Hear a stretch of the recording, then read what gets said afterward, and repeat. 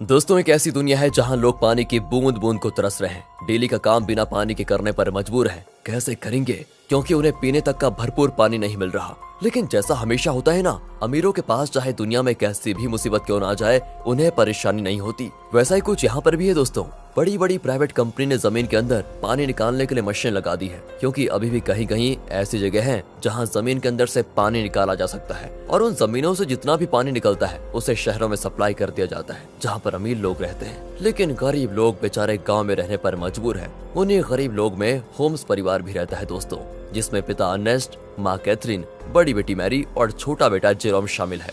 बड़ी मुश्किल से यह परिवार गांव में अपना गुजारा कर रहा था। अर्नेस्ट की काफी बड़ी जमीन भी थी, जिसमें उसके पिता खेती किया करते थे। लेकिन पानी की कमी होने की वजह से अर्नेस्ट खेती नहीं कर पा रहा है। उसने सरकार से भी बात की कि मेरी जमीन अभी भी फर्टाइल है, यानी कि पानी मिले तो इस पर फसल उगाई जा सकती है। लेकिन किसी को भी अर्नेस्ट की बात पर भरोसा नहीं है। इसलिए अर्नेस्ट खुद से ही जमीन खोद कर ट्राई करता है कि क्या पता उसकी किस्मत अच्छी हो, उसे पानी मिल जाए, जिससे उसका खेत फिर से हरा भरा हो जाएगा और फसल बेचकर वो पानी की कमी को भी अपने परिवार के लिए पूरा कर लेगा। दोस्तों, एक दिन की बात है कि अर्नेस्ट के खेत में जहाँ उसने पानी निकालने के लिए मशीन लगाई थी, वहाँ पर दो चोर आ जाते हैं जो उस मशीन को चुराने आए थे। अर्नेस्ट तुरंत ही गन लेकर वहाँ पहुँचता है और चोरों को जैसे ही पता चलता है कि अर्नेस्ट यहाँ पर आ चुका है, वो लोग बहाना करने लगते हैं कि हम तो बहुत दूर से आए हैं, थोड़ा पानी मिल जाता तो आपकी मेहरबानी होती। पर दोस्तों, तभी वो चोर मौका देखकर अपने पास रखी गन निकाल लेते हैं ताकि अर्नेस्ट को शूट कर पाए। लेकिन अर्नेस्ट का पाला तो ऐसे चोरों से डेली पड़ता था, इसलिए वो तुरंत ही उनके शॉट करने से पहले ही गन चलाकर उन्हें वहीं पर ढेर कर देता है। देखा दोस्तों, ऐसा हाल हो गया है पानी के लिए कि एक दूसरे की जान लेने पे तुले हुए हैं लोग।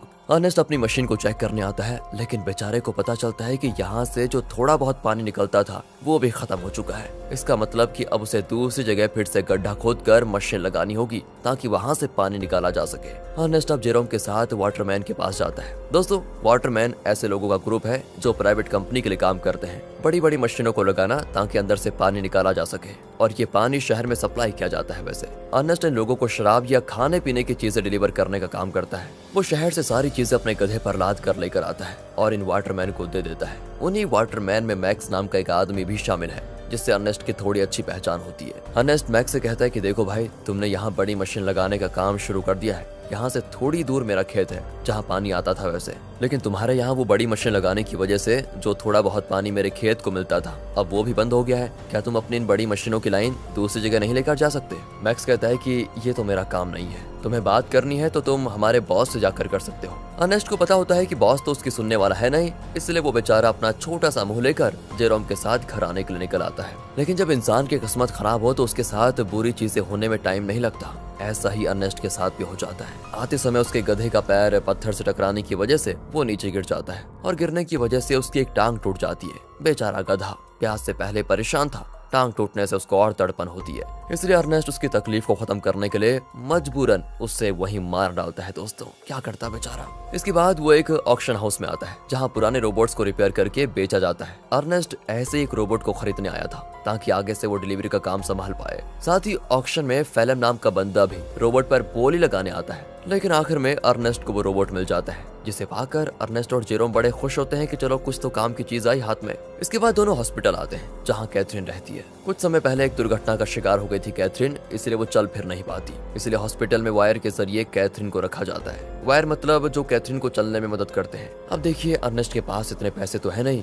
कि वो वायर का सिस्टम खरीद कर घर लेकर आ पाए, इसीलिए वो और उसके परिवार के लोग हॉस्पिटल में ही कैथरीन से मिलने आए जाया करते हैं। अब हॉस्पिटल के बाहर अर्नेस्ट की मुलाकात रॉबी नाम के बंदे से होती है, जो अर्नेस्ट का बढ़िया दोस्त है, काफी ज्यादा करीबी है। उसके पास तो रहने के लिए घर तक भी नहीं है, साथ ही वो दिमाग से भी थोड़ा कमजोर है। इसलिए अर्नेस्ट उसके पास जो थोड़ा बहुत पानी होता है वो रॉबी और उसके परिवार को दे देता है, क्योंकि भले ही अर्नेस्ट के पास भी पानी की कमी है, लेकिन बंदे का दिल बहुत बढ़िया है यार। अब वहाँ से अर्नेस्ट जैसे ही घर आता है ना, उसके पास फेलम पहुँच जाता है, जो उससे कहता है कि मुझे तुम्हारा रोबोट चाहिए, कुछ जरूरी काम है। अर्नेस्ट को पता था कि फेलम एक नंबर का बदमाश आदमी है, वो रोबोट वापस करने में नाटक करेगा, इसीलिए दोस्तों अर्नेस्ट रोबोट देने से साफ मना कर देता है। साथ ही दोस्तों, मैं आपको बता दूं कि फेलम और अर्नेस्ट की बेटी मैरी का एक दूसरे के साथ चक्कर चल रहा है। अर्नेस्ट ने कई बार मैरी को समझाया कि वो फेलम से दूर रहे, वो अच्छा इंसान नहीं है, लेकिन मैरी है कि सुनने को तैयार ही नहीं होती। फिल्म की वजह से वो तो अपने पिता से भी नफरत करने लगी है। बताओ दोस्तों, माँ बाप कभी गलत होते हैं क्या? जो बच्चे माँ बाप की बात नहीं मानते उनके साथ तो बुरा होता ही है। कहीं मैरी के साथ भी कुछ बुरा ना हो जाए। खैर, आगे देखते हैं। अगले सीन में अर्नेस्ट एक और जगह गड्ढा खोद रहा होता है, इस उम्मीद में कि शायद वहाँ से कुछ पानी निकल जाए,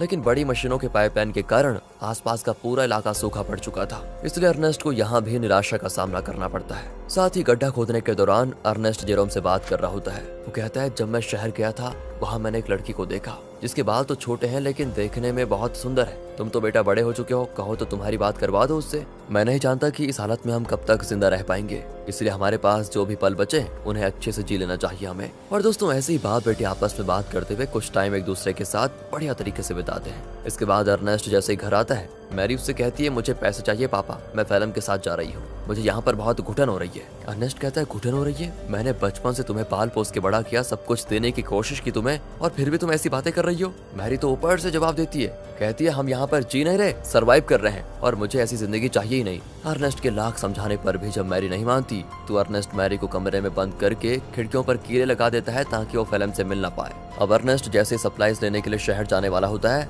तभी उसको पता चलता है कि रोबोट गायब है। ये देखकर उसकी हालत खराब, वो परेशान हो जाता है। वो समझ चुका था कि ये काम तो फिल्म के अलावा कोई दूसरा कर नहीं सकता। वो वहाँ से तुरंत वाटरमैन के पास आता है ताकि उनसे पूछ सके कि क्या फिल्म यहाँ पर आया था कि नहीं। पर वहाँ पर आते ही मैक्स और बाकी वाटरमैन मिलकर अर्नेस्ट पर धावा बोल देते हैं दोस्तों, और जमकर उसकी पिटाई करने लगते हैं। उनका कहना होता है कि तुमने हमारी सप्लाईज चुराई, जो हमारी मेहनत की कमाई थी, जिसे तुमने शायद कहीं और बेच दिया होगा। अर्नेस्ट कहते हैं, अरे ये क्या कह रहे हो तुम? मैं खुद यहाँ तुमसे पूछने आया था कि क्या फिल्म मेरा रोबोट लेकर यहाँ आया था या नहीं, लेकिन उल्टा तुम लोग मुझे ही मार रहे हो। दोस्तों, अर्नेस्ट यहाँ पर समझ चुका था कि जरूर फिल्म ने शहर से मेरे बदले सप्लाईज ले ली और उसे वाटरमैन को देने के बजाय चुरा कर कहीं और लेकर चला गया। इसलिए दोस्तों, अर्नेस्ट जैसे तैसे वाटरमैन से पीछा छुड़ाकर फिल्म को ढूंढने के लिए निकल जाता है, जो उसे मिल भी जाता है। साथ ही अर्नेस्ट का शक भी सही था, उसने ही सप्लाईज चुराई थी दोस्तों, जिससे वो बड़े आराम से खा पी रहा था। इसलिए अर्नेस्ट गन पॉइंट पर लेकर फिल्म को डरा देता है और उसे वाटरमैन के पास ले जाने लगता है, ये बताने के लिए कि सप्लाईज मैंने नहीं, फिल्म ने चुराई थी।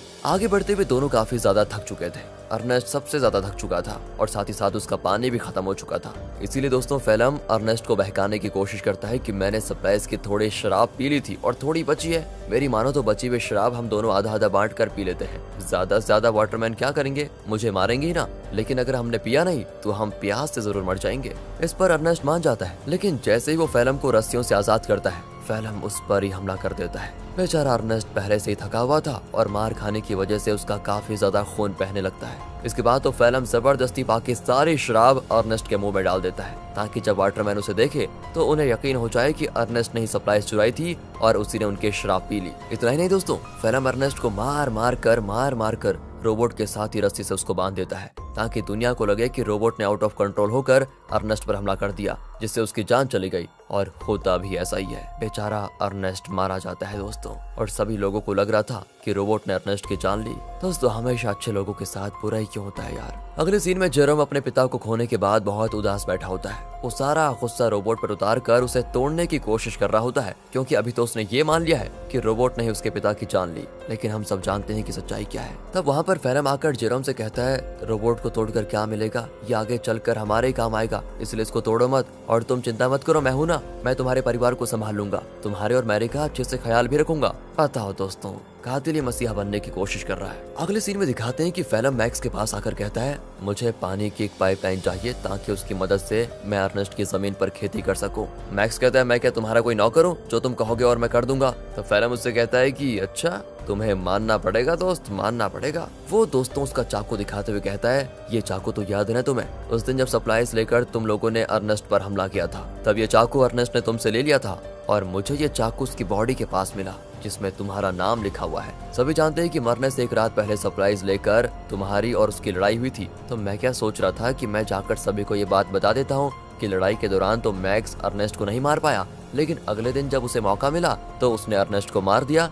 और आरोप डाल दिया रोबोट पर। यह सुनकर मैक्स घबरा जाता है और फिल्म की बात मानते हुए कंपनी से छुपाकर एक सीक्रेट पाइपलाइन अर्नेस्ट के खेत में चालू करवा देता है। जिससे दोस्तों खेत को पानी मिलना शुरू हो जाता है। सभी बड़े खुश होते हैं कि यहाँ पर फिर से खेती हो सकेगी। फेलम दोस्तों डेली हल जोतता है ताकि फसल उगा पाए। देखते देखते उसकी मेहनत रंग ला जाती है और खेती में चारों तरफ फसल उगने लग जाती है, जिसे देखकर जेरोम और बाकी सभी बड़े खुश होते हैं। साथ ही फेलम और मैरी रिलेशनशिप में भी थे, जिस वजह से मैरी प्रेग्नेंट हो चुकी थी, इसलिए उन दोनों की शादी करवा दी जाती है। शादी से फेलम बड़ा खुश था, लेकिन अंदर ही अंदर उसे ये भी याद आ रहा था कि ये सब अर्नेस्ट का था जो उससे मैंने छीन लिया। आज वो जिंदा होता तो ना ही मैरी से उसकी शादी होती और ना ही ये खेत उसे मिलता।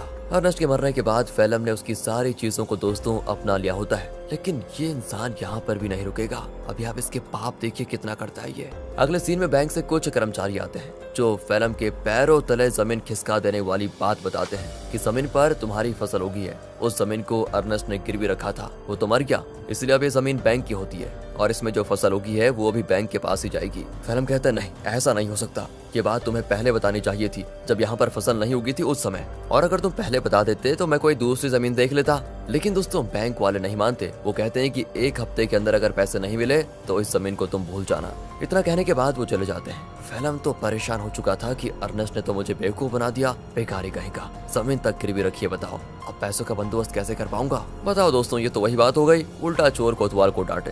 खैर अब फेलम जेरोम से कहकर रोबोट ले जाने लग जाता है। वो कहता है मैं रोबोट को बेचने जा रहा हूँ ताकि इससे मिले पैसों से बैंक वालों का उधार चुका पाऊँ। लेकिन दोस्तों फेलम शरीफ आदमी नहीं था। वो रॉबी के पास आता है, वही रॉबी दोस्तों जो काफी ज्यादा करीब है, और वो उसे बहाने से साथ में ले जाता है कि मेरे साथ चलो, मैं तुम्हारे लिए पानी वगैरह का बंदोबस्त करता हूँ। इसीलिए बेचारा रॉबी अपने बच्चे को लिए फेलम के साथ चला जाता है। लेकिन मैंने कहा था ना दोस्तों, फेलम के पापों का घड़ा भरा नहीं है। वो धोखे से बेचारे रॉबी के बच्चे को बेच देता है, जिनसे मिले पैसों को वो बैंक वालों को दे देगा। अब इसकी खबर जैसे रॉबी को लगती है, वो फेलम से झगड़ा करने की कोशिश करता है, लेकिन जहाँ पर फेलम ने बच्चे को बेचा था वहाँ झगड़ा वगैरह करने का रूल नहीं होता। बच्चा बिक गया तो डील कभी नहीं टूटेगी, इसलिए वो बदमाश लोग रॉबी को शूट करके मार देते हैं दोस्तों। साथ ही वो फेलम को भी शूट करने की कोशिश करते हैं, क्योंकि उन्हें तो लगा था कि फेलम रॉबी की परमिशन के साथ उसके बच्चे को बेच रहा है। इसलिए फेलम जैसे तैसे अपनी जान बचाकर दोस्तों वहां से भाग ही जाता है। साथ ही वो रोबोट को वहीं छोड़ देता है, क्योंकि उसे जेरोम को भी तो बताना है कि ये पैसे बच्चे को बेचकर नहीं बल्कि रोबोट को बेचकर आए हैं। क्या कहें दोस्तों, कितना बुरा आदमी है यार फेलम। तभी तो दोस्तों अर्नेस्ट अपनी बेटी मैरी को मना कर रहा था इसके साथ रहने के लिए। अगले सीन में बैंक को पैसा देने की वजह से जमीन फिर से फेलम की हो जाती है, तो वहीं रोबोट आगे बढ़ते हुए अपने ओरिजिनल ओनर के पास जाने के लिए निकल पड़ता है, क्योंकि जब वो बदमाश लोग फेलम और रॉबी को शूट कर रहे थे तो कुछ गोली रोबोट को भी लग गई थी, जिससे हुआ ये कि रोबोट की डिफॉल्ट सेटिंग ऑन हो गई और इसीलिए वो अपने ओरिजिनल ओनर के पास जा रहा है जो कि शहर में रहता है और ओनर का नाम है कैल्विन। वो जैसे उस रोबोट को देखता है तो बिल्कुल हैरान हो जाता है कि ये किसका रोबोट घूमकर वापस मेरे पास आ गया। उस रोबोट पर दोस्तों अर्नेस्ट का नाम लिखा हुआ था, इसलिए कैल्विन रेडियो के जरिए अर्नेस्ट से संपर्क करने की कोशिश करता है ताकि वो आगे आए और अपने रोबोट को वापस लेकर जाए। जेरोम तो जैसे ही रेडियो को ऑन करता है तो बिल्कुल हैरान हो जाता है कि फेलम ने तो कहा था कि उसने रोबोट को बेच दिया, अब ये कैल्विन बता रहा है कि रोबोट उसके पास है। इसलिए दोस्तों वो डिसाइड करता है कि अगर कैल्विन रोबोट वापस देना चाहता है तो कोई नहीं, ये तो बहुत अच्छी बात है, मैं जाकर उसको ले लेता हूँ। अगले सीन में जेरोम को रॉबी की पत्नी दिखाई देती है, जो रॉबी और उसके बच्चे के वापस न आने पर सदमे में जा चुकी थी। वो एक गुड़िया लेकर रॉबी और अपने बच्चे के आने का इंतजार करती है। सच में दोस्तों बेचारी के साथ बहुत बुरा हुआ ना। एंड इस चीज को देखकर जेरोम को लगता है कि जरूर कुछ तो बात है जो फेलम छुपा रहा है। जिसके बाद वो शहर के बॉर्डर पर आता है, लेकिन 18 साल से कम होने की वजह से गार्ड्स उसे शहर में जाने नहीं देते। तब वहाँ पर एक लड़की आती है जिसका नाम अना है। वो जेरोम से कहती है मेरे पास आ जाओ, मैं तुम्हें शहर भिजवा सकती हूँ, वो भी बहुत कम पैसों में। जेरोम जैसे ही अना को देखता है तो बिल्कुल हक्का बक्का हो जाता है, क्योंकि वो हूबहू वैसी होती है जैसा कि अर्नेस्ट ने उसे छोटे बालों वाली उस लड़की के बारे में बताया था। याद है ना दोस्तों, जब अर्नेस्ट जेरोम से कह रहा था कि तुम्हारी शादी कर लेते हैं, उससे बात कर लेते हैं तुम्हारी, तो दोस्तों जेरोम उससे फिर अर्नेस्ट के बारे में पूछता है, लेकिन वो तो जानती ही नहीं अर्नेस्ट को। जेरोम भी आगे कुछ नहीं कहता और इसके बाद वो जेरोम को शहर तक जाने वाली सामान की गाड़ी में छुपा कर बैठा देती है और उसकी मदद से जेरोम शहर पहुंच जाता है। अब शहर आने के बाद जेरोम कैल्विन से मिलता है, जो उसे उसका रोबोट वापस कर देता है। रोबोट को जो गोलियां लगी थी कैल्विन ने उसे भी रिपेयर कर दिया था, साथ ही उसने रोबोट की सेटिंग भी सही कर दी थी। तब जेरोम जैसे ही रोबोट को ध्यान से देखता है तो पता चलता है कि इसमें तो कैमरा लगा हुआ है जो कि लेजर बीम की मदद से वीडियो रिकॉर्ड करता है। वीडियो साफ रिकॉर्ड तो नहीं होता, लेकिन इतनी क्लियर जरूर होती है कि उसे देखा जा सके। और तब उन वीडियोस में जेरोम को उसके अर्नेस्ट के साथ बिताए हुए पल दिखाई देते हैं जिन्हें रोबोट ने रिकॉर्ड कर लिया था। उन्हीं वीडियो में दोस्तों वो वीडियो भी होती है जब फेलम अर्नेस्ट को मार रहा था और रस्सी से बांधकर उसे रोबोट के साथ जोड़ दिया था। इस चीज को देखकर जेरोम को एकदम से सदमा लगता है। उसे सच्चाई का पता चल चुका था कि उसके पिता का मरना कोई एक्सीडेंट नहीं था, बल्कि फैलम की सोची समझी साजिश थी। इसलिए वो रोबोट को लेकर वापस घर आ जाता है और आते ही फैलम को ये नहीं बताता कि उसको सब कुछ पता चल गया है, क्योंकि अगर मैरी को मालूम पड़ा कि ये सब फैलम ने किया तो वो तो सदमा बर्दाश्त नहीं कर पाएगी। ऊपर से वो प्रेग्नेंट भी है। इसीलिए जेरोम एक प्लान बनाता है। वो फैलम से कहता है कि मैंने रेडियो पर सुना कि रॉबी तुम्हें बुला रहा है। अब ये सुनकर फैलम परेशान कि रॉबी तो मर चुका है, ये कौन सा रॉबी बुला रहा है। इसलिए वो कहता है कि शायद वो कोई दूसरा फैलम होगा जिसके लिए वो रॉबी बोल रहा है। अब प्लान फेल होता देखकर जेरोम एक लेटर लिखता है फैलम को, ताकि फैलम को ऐसा लगे कि ये लेटर रॉबी ने भेजा है और वो उसे उसी जगह पर बुला रहा है जहाँ पर अर्नेस्ट मरा था। लेटर देखकर फैलम समझ चुका था कि कुछ तो गड़बड़ी है, मुझे वहाँ पर जाकर देखना ही पड़ेगा। इसीलिए वो उसी जगह पर जाता है जहाँ पर उसने अर्नेस्ट को मारा था। आगे बढ़ते हुए उसे जमीन पर बना हुआ गड्ढा दिखाई नहीं देता और गलती से वो उसे गड्ढे में गिर जाता है, जहाँ गिरने से उसका पैर टूट चुका था और वो मदद के लिए चिल्ला रहा होता है। तब वहाँ पर जेरोम गन लेकर आता है। उसे इतने गुस्से में देखकर फैलम समझ जाता है कि जेरोम को सब कुछ पता चल चुका है और ये सारा प्लान जेरोम का ही था। तब फैलम जेरोम को बहलाते हुए कहता है, देखो जो हुआ मैं उसके लिए शर्मिंदा हूँ, मुझे माफ कर दो, लेकिन देखो मैंने मैरी और तुम्हारे कितना अच्छे से ख्याल रखा। अगर मुझे कुछ हुआ तो मैरी ये सदमा बर्दाश्त नहीं कर पाएगी, इसलिए मुझे जाने दो। लेकिन जेरोम उसकी एक नहीं सुनता और सीधे फैलम को शूट करके मार डालता है। इसके बाद वो रोबोट की मेमोरी भी रेज कर देता है ताकि कभी मैरी ये सब कुछ देख ही ना पाए। वो नहीं चाहता कि मैरी कभी कुछ इसका सच जाने। कुछ दिन गुजर चुके थे। फैलम के घर न आने पर मैरी बहुत परेशान होती है। जेरोम कहता है कि वो अच्छा इंसान कभी था ही नहीं, तुम्हें छोड़कर वो भाग गया। और ये सुनकर मैरी एकदम उदास हो जाती है और अपने दिल से फैलम के लिए प्यार खत्म कर देती है। दोस्तों, उल्टा वो उससे नफरत करने लगती है। जेरोम ने बड़ी शांति से अपना बदला ले लिया। इसके बाद जेरोम और मैरी घर चलाना शुरू करते हैं, क्योंकि खेत उन्हें मिल चुका था। उन्हीं फसल को बेचकर वो पैसे जमा करेंगे ताकि अपनी माँ को हॉस्पिटल से घर लेकर आए। और इसी मिक्स फीलिंग के साथ दोस्तों ये मूवी यहाँ पर खत्म होती है। बाकी अगर आपको वीडियो अच्छी लगी हो, एक्सप्लेनेशन अच्छा लगा हो तो लाइक कीजिए, चैनल को सब्सक्राइब करें। मिलते हैं अगली वीडियो में, ध्यान रखेगा अपना and finally thanks for watching.